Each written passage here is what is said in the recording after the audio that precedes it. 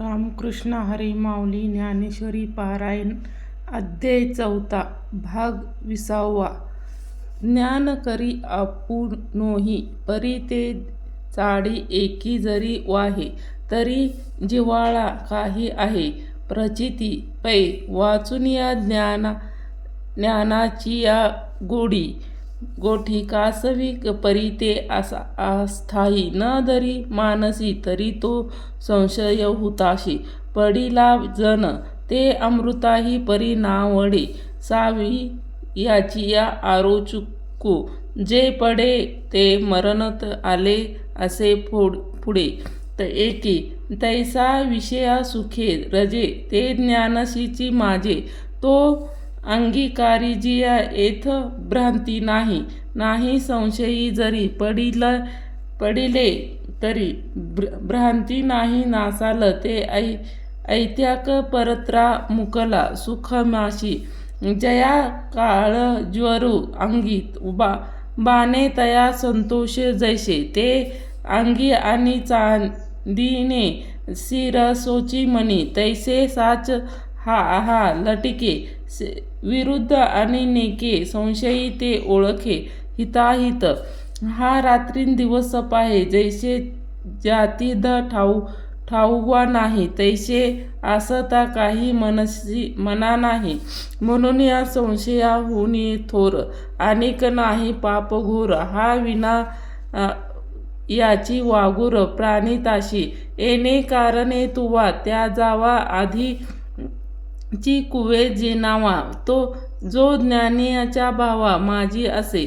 अज्ञानाचे गडदक पडे ते आहा बहुवस मनी वाढे म्हणून या सर्वथा मोडीस विश्वासाचा हृदयी नाही हाची त्या समयी बुद्धी ते गिव ठाये ते संशयात्मक होय लोकयत्र जैसा जरी थोरावे तरी उपाये एक अंगावे जरी हाती होय एन ज्ञानखोड तरी तेने ज्ञानशस्त्रे तिखटे निकुळ हा तेवटे न निशखता फिटे मानसीचा या कारणे पार्था ठाई वेगी वैराता नाशू करुनिया हृदयस्था संशयासी ऐशिया सर्वज्ञाना बापू तो श्रीकृष्ण ज्ञानदीपू तो म्हणतसे सर्वोत्कृष्ट ऐसे तव या परवा परी बोलाचा विचारू कुमर पांडूचा कैसा प्रश्नो अवसरईचा करिता होई हे कथेचा सांगती अभाव संपत्ती सरची उत्पत्ती मनिपिले पुढा जयाची या बरवे केजिया आठा रस ओवाळणी ते सज्जनाची या आयनी वेशी गजी तो शांतूची अभिनवले परियाशी मराठे बोल जगी तो शांतूची अभिनवले परियाशी मराठे बोले या समुद्राहुनिया सखोल अर्थ भरती जैसे बिंब तरी बची एवढे ते प्रकाश त्रिलोक्य थोकले शब्दाची व्यापे तेने पाडे अनुभवावी ना तरी कामित याची या इच्छा फळे कल्पता जैसा बोलू व्यापकू होय तैसा परी अवधानी हो द्यावे हे आता काय म्हणावे सर्वज्ञ जाणती स्वभावे तरी नेके चित्त द्यावे विनती माझी जेथे साहित्य आणि शांती ते रेखा बोलती जैसे लावण्य गुण कुळवती आणि पवित्र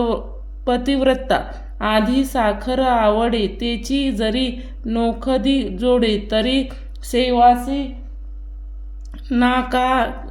कोडे नावा सहजे मल या नीलू मंदू सुगंधू तया अमृता होय स्वादू आणि तेथे जोड नादू जरी दैव गत्या हे पर्श सर्वांग निनवी स्वादे जीविते नाचवी देवीची काना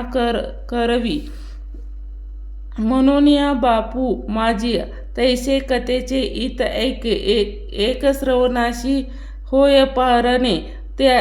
आणि संसार दुःख मूळ वने कृती ती वेणे जरी मंत्रोची वैर्य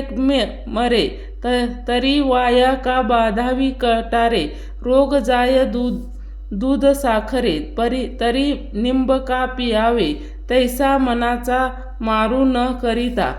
आणि इंद्रियाचा दुःख न देता येथ मोक्ष ऐशे आयाता श्रवणाची माझी म्हणून या अथिलिया आरानुका गीतार्थू हानिका ज्ञानदेव म्हणे ऐका निवृत्तीदासो. रामकृष्ण हरी माऊली. रामकृष्ण हरी. अध्याय 5. मनी पार्थू श्रीकृष्णा ते म्हणे हा होय हे कैसे आमुचे बोलणे एक होय अंतकरणे विचारूया मागा सकळ कर्माचा सैन्यासू तुम्हा निरोपीला होता बहुवसू तरी कर्मयोगी केवी अतिसरू पोखिता पुढती ऐशे दूध हे बोलता आम्हा नेन तयाचा चित्ता आपुलिया चांडे श्री अनंता उमजे नोहे ऐशे एकासार बोधिजे तरी एकनिष्ठाची बोलीजे जे आणखी काय सांगीजे तुम्हा प्रती तरी याची लागी तुमते त्या राऊळाती विनते होते हा परमार्थू ध्वनीती न बोलता परी मागती देवा आत्ता प्रस्तु उकलू देखावा सांगे दोही माझी बरवा कवनु जो परी माचिया निर्वाळा आचुंबळू ते फळा आणि अनुष्ठता प्रज्वळा सावी याची जैसे निद्रेचे सुख न मोडे आणि मार्गू तरी बहु साल सोडे ते सोहोकासनी सांगडे सोपे होय येणे अर्जुनाची आणि बोले देवा मनी रिझले मग होय एक म्हणतले संतोषिनिया देखा कामधेनू ऐसी माये सदैव जया होय ते चंद्र ही परी लोहे खेळावया पाहे त्या श्री शंभूचिया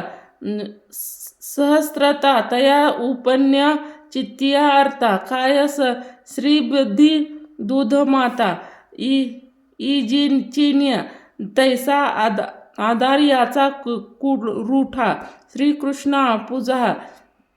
लिया सुभटा ऐसे सर्व सुखाचा वैसाटा तेची नोहावा येथ सकर्म कायास गोसावी श्रीलक्ष्मी कांता ऐसा आत्ता आपुलिया वेसा मागावा की म्हणून या अर्जुन म्हणतले हे हासोशिनी रे दिधले तेथे सांगेन बोलिले काय श्रीकृष्ण तो म्हणेगा कुती सुता ते संन्यासयोगी विचारिता मोक्ष करू तत्वता दोन्ही या हाती होती तरी जाना नेना सकळा हा कर्म योगी करी प्राजळा जैसा नाव स्त्रिया बाळा तो तया परी सारासार पाहिजे तरी पोहोपा हाची देखजी तेने सफळ लाही अनायासे आता याची लागी सांगणे ते संन्यासी याची चिनिया मग सहज हे अभिन्न जाणीशी तू तरी गेली यासी सेज न करी न पावता चाड न धरी न सुनिच्छ अंतरी मेरू जैसा आणि मी माझे ऐसे आठवण विसर जयाचे अंतकरण पार्था तो संन्यासी जाण निरंतर मने ऐसा झाला संगी तोची सांडिला म्हणून या सुखे सुख पावला अखंडी आता गृहाधिक आघवे ते काही न लगे त्याची वे जे घेत झाले स्वभावे निसुंग म्हणून या देखे अग्नी विझो जाये मग ते जे राखोडी केवळ होय ते कापुरुषे दिवसुनिया जियाचे तैसा असतेनिया तैसा असोनिया उपादे ना कळीती जो कर्म बंधे जयाची या बुद्धी संकल्पू नाही म्हणून या कल्पना जे सांडे तोही संन्यासू घडे ऐशिया कारणे दोन्ही सांगडे संन्यासायोगी एरवी परिपार्था जे मूर्ख होती सर्वथा ते साख्यायोगी सुख संस्था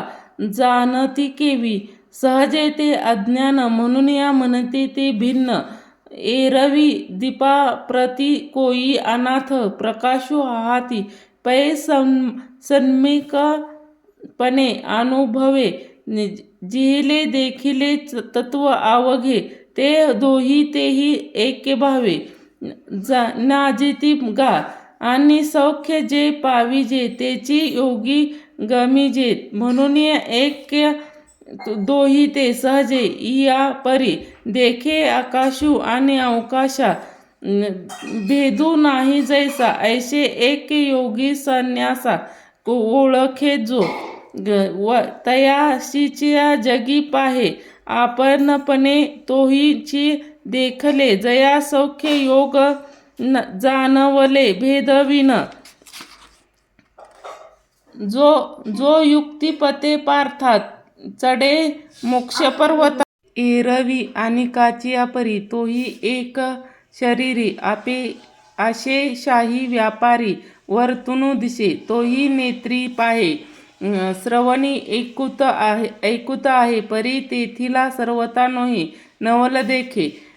स्पर्शाशी तरी जाणे परी मूळ सेवे घ्रोणे अवसरोचित बोलणे तयाही आधी आहा राहो स्वीकारा त्या जेवी हे परिहरी निद्रेची या अवसरी नेदिजे सुखे आपुलिया इच्छावशे तोही गा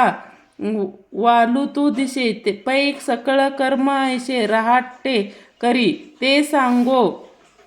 कोई ऐके देखे स्वास्वच्छ वासादिक आणि निमेष न मिषद आधी करुनिया पार्था तया ते ठाई हे आघवेचे ने आधी पाहे परी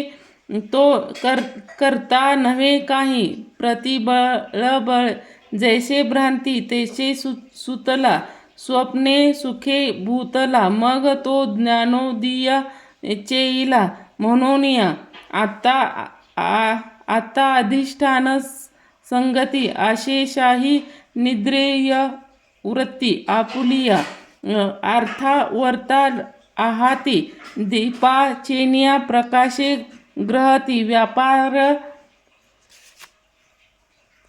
रामकृष्ण हरी मौली व्यापार जैसे देही कर्जता ऐसे योग युक्त तो कर्म करी परी कर्म बधा नाकळे जैसे न शिपेक जळे पद्मत्र देखे बुद्धीशी भाष्य नेनिजे मनाचा